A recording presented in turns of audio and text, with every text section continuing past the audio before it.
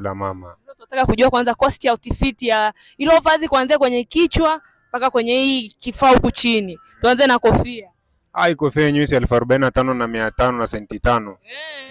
Sasa hii miwani yako ni ubunifu sana. Nashindwa kuelewa ni miwani aje. Hapo mbu niambie miwani yako iko vipi?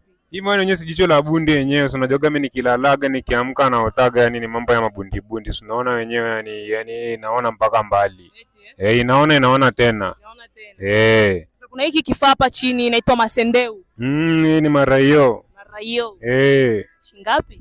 Hii ni kama shilingi 3 tu. 3.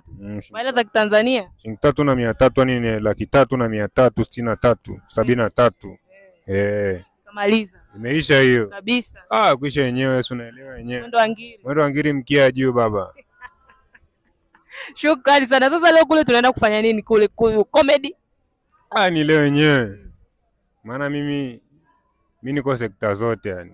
Naimbaga kama siimbi, comedy kama si comedy, masarakasi kama si masarakasi. Yaani mimi kiujumla mimi sinaga fani yani. Unaenda kama uendi? Yaani naenda kama siendi. Unajua kama kinyonga na nyata pole pole ni aje. Unaelewa tena? Naangalia fursa. Naangalia fursa pale, nikienda pale hata wakinipata jore bukubuku. Nimeingiza siku yenyewe sinaenda zangu Mamboi aisee. Ndio. Naingia zangu hapo Boa, hamna kwere yenyewe, naenda pika hata hiyo maboboro. Na loshoro. Kuisha yenyewe. Siku inaisha. Siku yenyewe inagoa. Tunaua. So tunaua tunachinja.